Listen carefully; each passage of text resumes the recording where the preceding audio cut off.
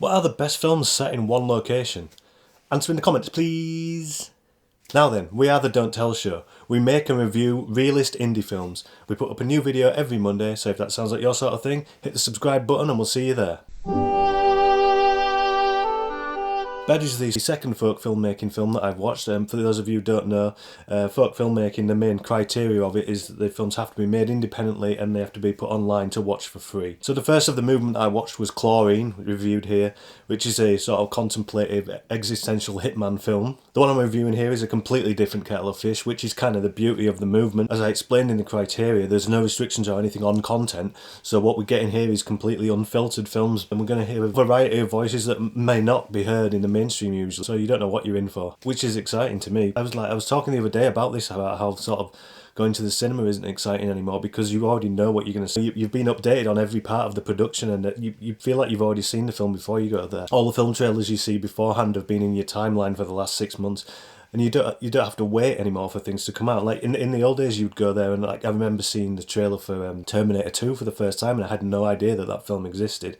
It just popped up, and we were like, oh, "There's a Terminator 2!" And then you had to wait like a year for it to come out on video. We don't have that anymore in sort of mainstream stuff. We're sort of being constantly fed content preparing us to watch it, and that magic's gone. But if you go into sort of indie filmmakers like this, you have no idea really going in what to expect. That's to me, even though I'm not watching it in the cinema, I'm watching it at home. Things like this are keeping some of that magic alive.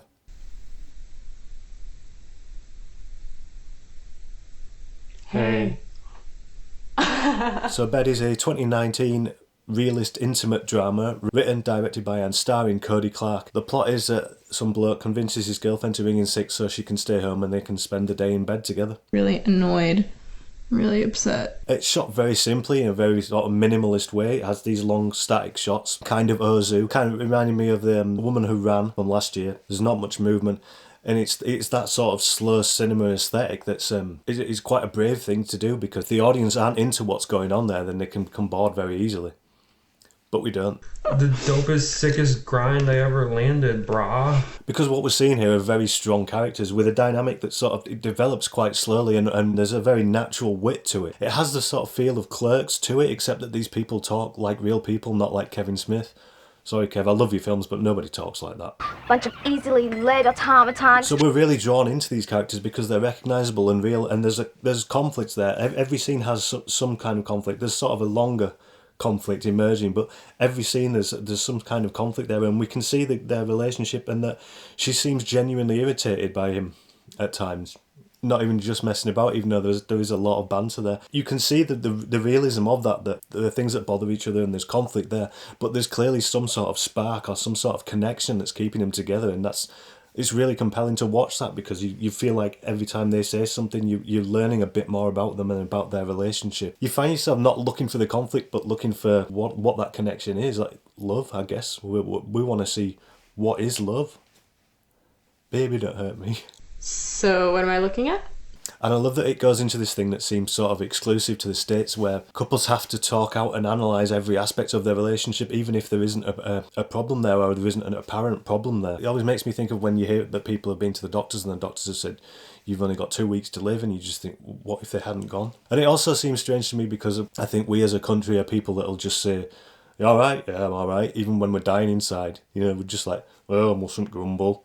Even though we will grumble about absolutely everything else. Bloody road works, just non-stop. But if it comes to personal problems, we don't have anything to say. We have a good rapport. You're like a straight man sometimes, and that's cool, you know? Okay. It's a good vibe.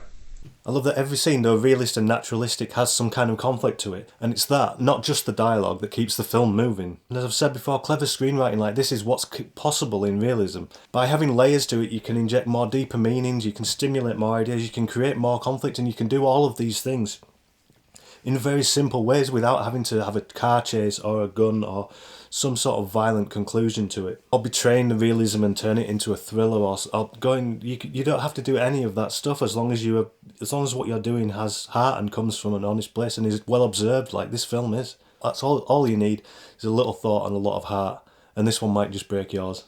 It did mine. Yeah, like Autumn Sonata, it really packs a punch, and you kind of don't realise it while you're watching it. you get to a certain point and you realise you've invested so much in these characters and so much time has slipped by without you noticing because you're just right there. You just suddenly realise how much you care about them and how much you don't want to leave. And that is a great achievement. So Bed, great look, great commitment to the slow cinema aesthetic, great acting, great chemistry in the performances, a subtly intelligent script, and a completely immersive experience like I haven't experienced for quite a while. So if you like Clerks, if you like Autumn Sonata, other sort of one-room location dramatic films, then check it out. Check it out if you don't like them either, just to support indie film, because we all should do that anyway. As usual, the link will be below. Check it out and tell them that we sent you. We are the Don't Tell Show, and we'll see you again next Monday.